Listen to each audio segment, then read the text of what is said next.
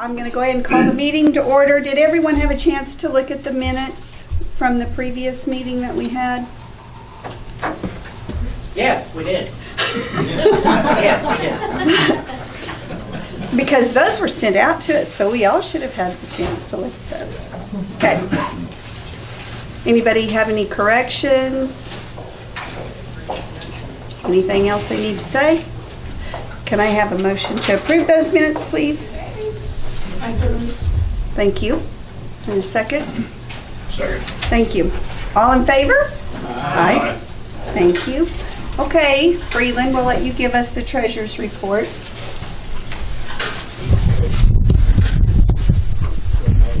Thank you. Here you guys are part of the auditing committee.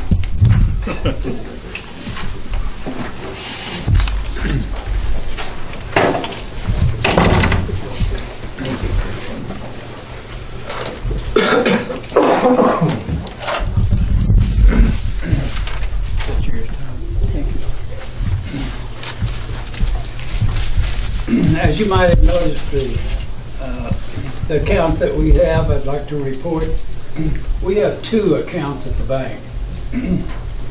Pardon me, what we call the old prison chapel fund, which is leftover dollars from the original building and all of those kinds of things.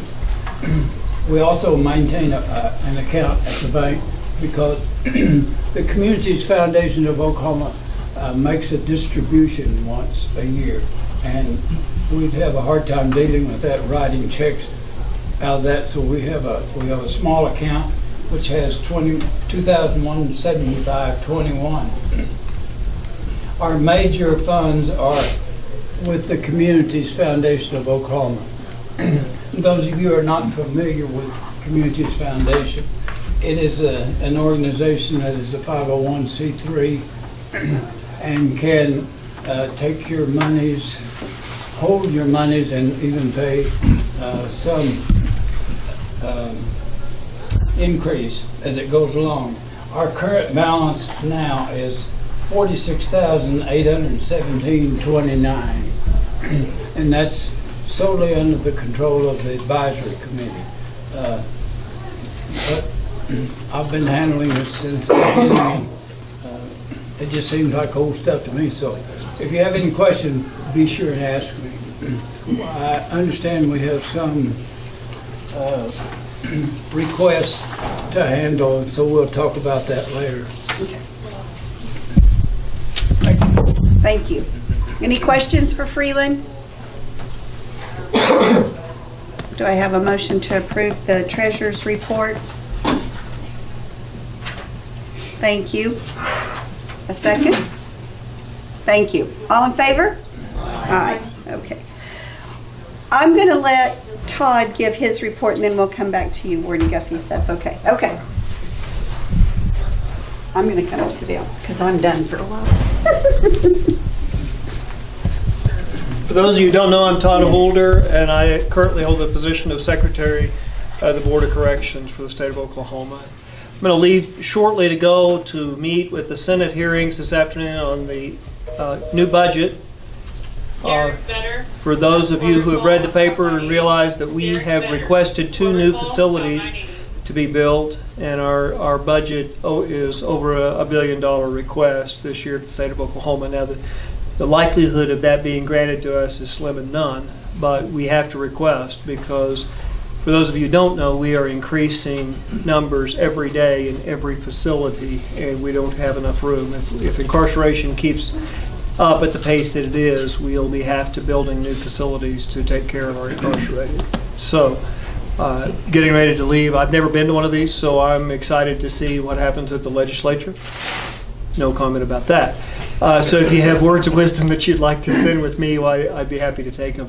The other thing I want to make you aware of, and I can't tell you exactly what the House bill is, but last week there was a House bill that went through that would have removed power and made as an advisory board of the Department of Correction and several other major boards across the state.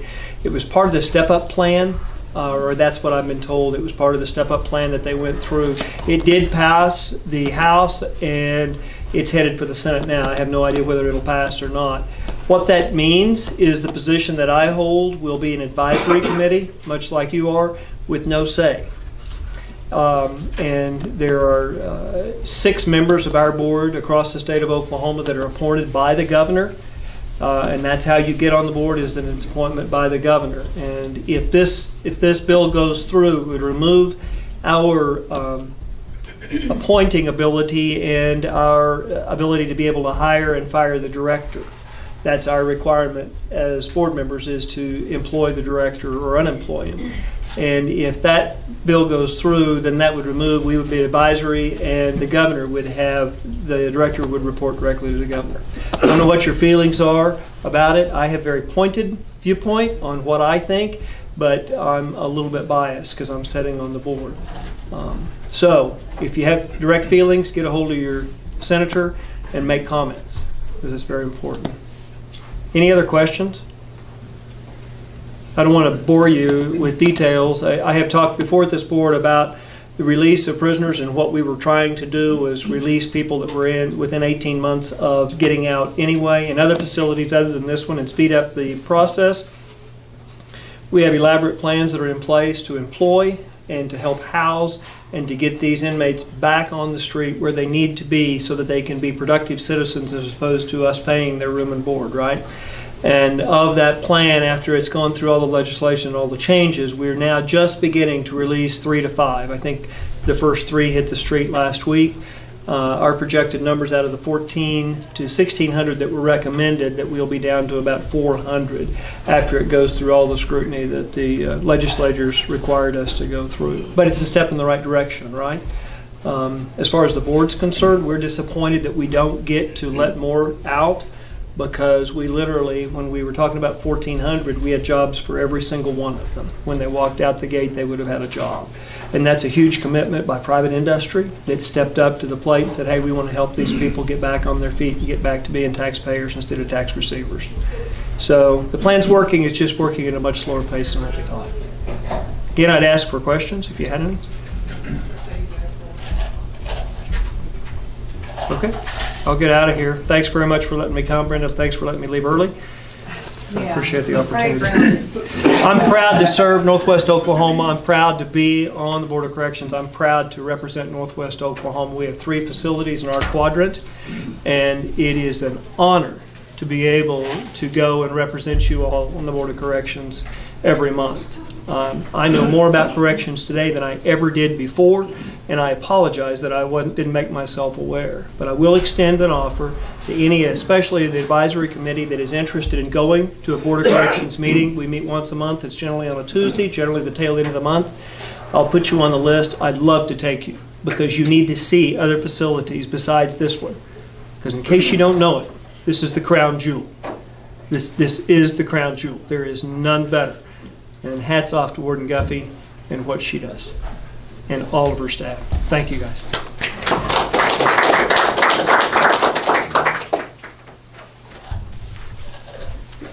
Thank you very much. With kind of piggybacking off of what Mr. Holder said, he is correct in that since we are the newest facility in the state, and off-budget stuff too, we don't have the fiscal issues that a lot of the older facilities do. So budget-wise, we're sitting pretty right now. We're not hurting at all. Now, I would always love to have more money to do things. Of course, everybody would, but as far as budget concerns are, we're doing pretty good right now. I will kind of touch real quickly on, I know you've seen on the news that the teachers are planning a walkout.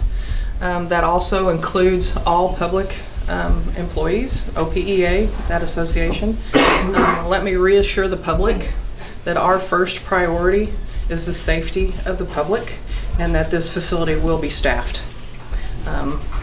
We will make sure that this place runs as normal. So no question there. I do encourage my staff to support that, though, because I've worked for DOC for almost 14 years now and never had a raise. I make my own raises. I got, work for promotions and things like that, but there are people that deserve raises, and I hope they get them. I really do. Real quickly, Our count today is 556 with an out count of 567, which means we got some out in court. And I got 13 coming in tonight. That's pretty normal for us. We get about anywhere from 13 to 25 a week, Willie, about like that. We are marching them in and marching them out pretty quickly. I want to introduce real quick, we have a new chaplain and I'm awful proud of him. John Clapp is running all kinds of stuff out in the chapel. He hit the ground running and is doing all kinds of outreach with volunteer programs and the Ministerial Alliance and programs for our offenders that haven't been offered in quite some time. So I appreciate you, John, and welcome aboard. So. Another huge thing that I'm awful proud about, Brennan Schaefer, stand up for me real quick. Brennan Schaefer is our new vocational education teacher, career tech teacher. Sorry, I'm old school VOTech, career tech. And I'm telling you, I'm awful excited about that. And I'm going to let Greg Dewald, the superintendent of career tech, come up and kind of tell y'all what we got going on out here. Well, I couldn't be more honored to be here. And what Mr. Holder said about this being the crown jewel, it's not just because of the fact that it is one of the newer facilities. I get the opportunity as superintendent of the Skill Center school system, which has about 50 training programs across prisons across the state, to be in a lot of facilities. You can walk in this place and you can feel the culture. You can feel the environment, and it's different. And I attribute that to Warden Guffey and her great staff, but it's really nice to be back. You may know that we were here. Unfortunately, we are half the size we were 10 years ago when we partnered with DOC to build this beautiful building over here, and had a plumbing program, an electrical program, and everything was right. And then we had a recession. And now this is interesting to me, because as the number of offenders in DOC goes up, the number of programs has done this. So just think about that. We are honored to be here for several reasons, but one is, if you look at what we're doing for the delayed, deferred sentence young men, 18 to 22-year-olds, where they come in with some high structure to begin with. Then they get their academics and they get their treatment, their substance use treatment. Now to be able to add that career tech component to that, to where they can really go out and get a good job. And you'll notice in your minutes, December 19th, I think probably Warden Guffey said that we were looking for an instructor. We advertised in the newsgram for 2 different times for a heat and air instructor. Couldn't find one. Can't even find them to work on your house, can you? Heat and air guys are hard to get. So we changed the requirements a little bit and found Brennan right here, a true champion right here. He's been a drill instructor. He's a sergeant. He knows the stuff. Now, we did him a huge favor. We hired him, and we told him, now you can build your classroom. You can build your shop. You can build your tool cage. You can order all your equipment and figure out your curriculum. And this kid has hit the ground running. I couldn't be more proud of Brennan. We got here a little early, and he's helping the facility, and they're laying tile. And I walk in, and they're scraping, and there's dust everywhere. And Brennan is just calm and just says, yeah, let's do this. He is going to help take these young men into real men, and that's what it's about, for them to leave here and know what it's like. My parents had a gazillion years to work on me, from the time I was born to by the time I was 35, to work on me and give me, the work ethic and the tools I need to see in life. We've got to compress that lifetime to about 3 or 4 months. And teach the same thing, because these guys are coming to us, and Brennan tells me these guys don't know much. They've never worked. They've never had to make a paycheck. They probably grew up doing this. And you maybe didn't even play outside, but they are eager And Brennan is exactly the right place and the right facility with the right programs to make a huge difference. So thank you.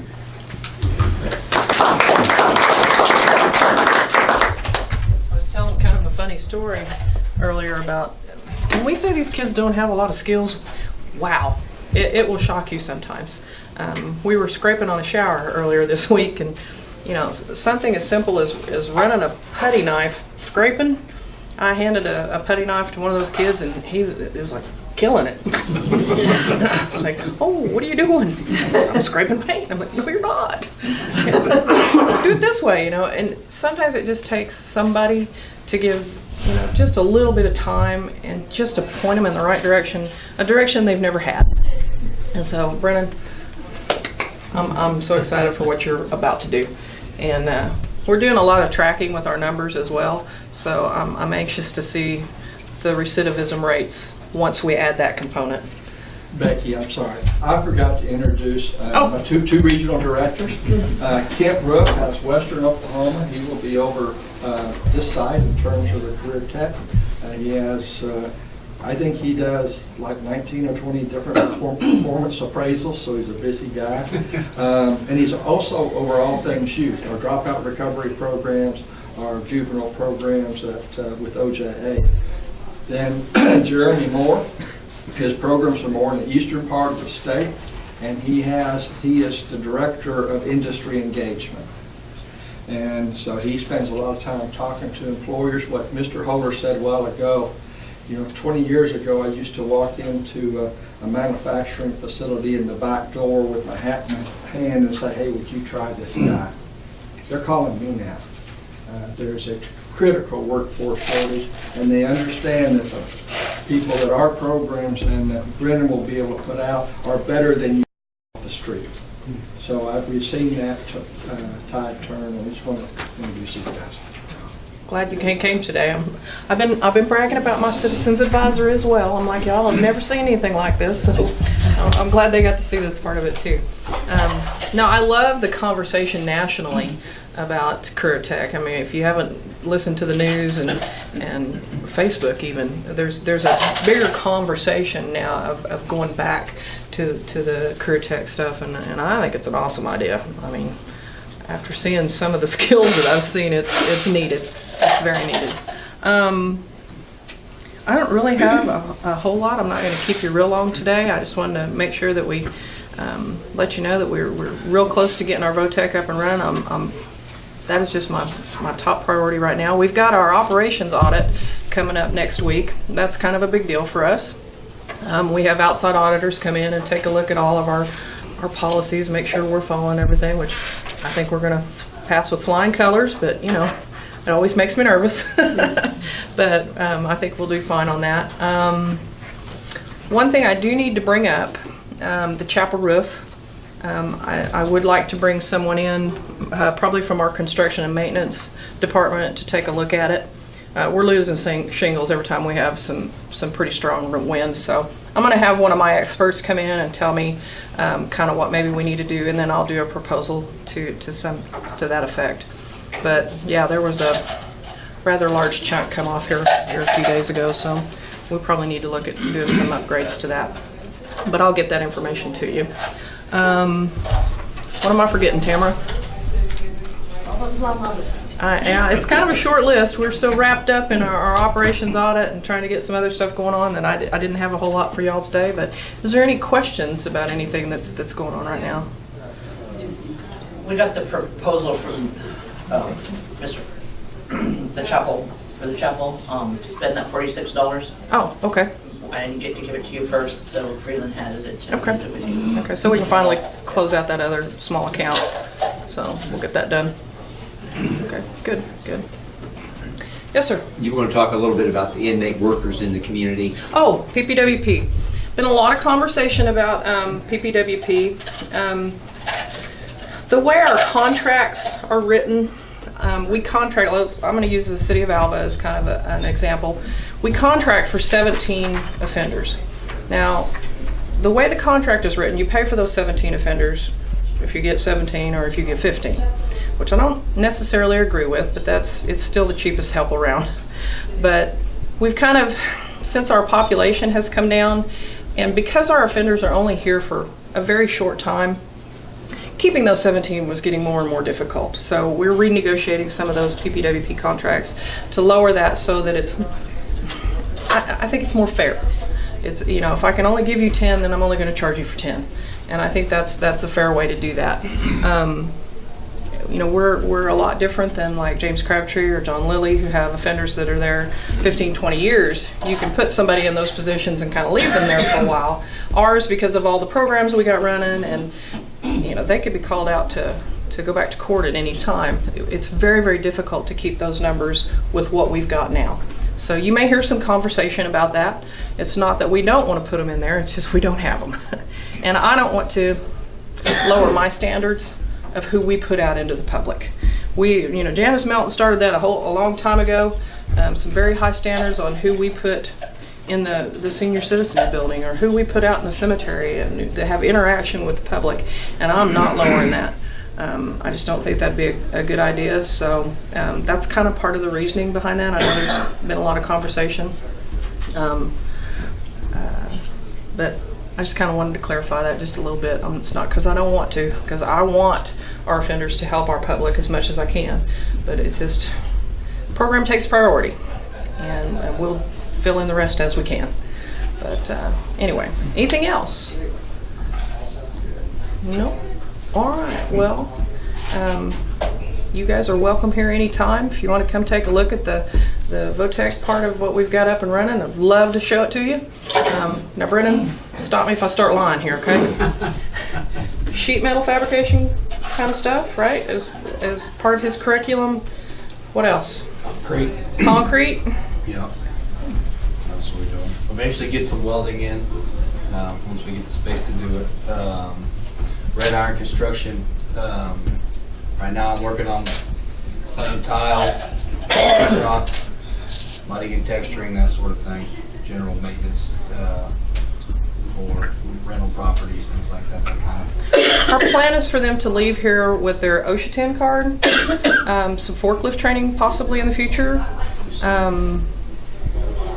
Lots of different things. Where that curriculum just keeps going and going. But they will leave here with some basic knowledge on construction and hopefully how to do some things around their own homes. I mean, They will actually leave here with a construction technology certificate from the Department of Tech, okay. as well as a National Center for Construction Education and Research, NCCER core, and then maybe even to some of the modules. So they'll leave with a portfolio, hopefully, that will have all of their career tech certificates, along with all the treatment certificates, education certificates. And this really means something when they can walk into a business and pictures of them actually doing the work and the instructor evaluation, you can open it up to a potential employer and say, that's me, and this is how I did on teamwork, this is how I did on conflict resolution. All those pieces come together to kind of erase the family question. Well, we even teach them how to address that. I think I helped you write a letter of well, when you fill out a job application, there's that little felony section right there. You don't want to lie on it, because most of the employers these days do background checks, and those arrests are going to show up. So we've actually written a response letter kind of on how they can address that professionally and appropriately with their potential employers. But we're doing all that on top of the job skills. So hopefully they come back out and are better neighbors. That's all. Just be a good neighbor. So anyway, that's all I've got. If y'all want to take a look, you're welcome to. I have one question. Are they still without a driver's license when they get out? Some are, some aren't. It kind of depends on the charge that they let's say they've got a DUI, most likely. Part of our program out here, though, the Northwestern piece, CBRP, actually is certified by the Department of Mental Health, and a lot of the motor vehicle agencies recognize that as, because when you get a DUI, sometimes they stipulate that you have to take drug and alcohol courses in order to get your driver's license back. Some of our stuff qualifies for that. So now they're not paying, on top of their fines and fees and not having a job, another $1,400 or so for a course to get your driver's license back. It's just another step that that blocks them from being successful. So a lot of what we're doing is we're working on some domestic violence stuff right now, because believe it or not, we have a few that meet that criteria, and they are stipulated a lot of time to those programs as well. And if we can do that here, why not? Why not do that stuff and make it fit the criteria that they need, so it's one less thing they have to do when they get out. And you just concentrate on being a good dad and being a good provider and a good neighbor again. So that's kind of what we're working towards. A lot of our stuff works towards that. I just know several years ago, most of them couldn't, they had a lot of hurdles to. Unfortunately, there are some judges that make that really, really difficult. A big portion of them too, though, understand that and don't make it that difficult. Kind of depends on how many times you've been up in front of that judge too. You go up in front of that judge, you've been up in front of him, he's giving you 10 chances, you might run out. So, that's what I tell the fellas out here. I can't tell you what a judge is going to do. I can only show that judge what you've done here. So don't mess up. Go in front of that judge and let me give a good report. I'll give the bad too, but it's kind of, like that. There are judges that don't tolerate, and there are judges that do. But so it's kind of interesting, that whole dynamic. But anyway, I love my job. I love this program. So, anything else? Nope. All right. Well, y'all have a very good afternoon. Take some dessert.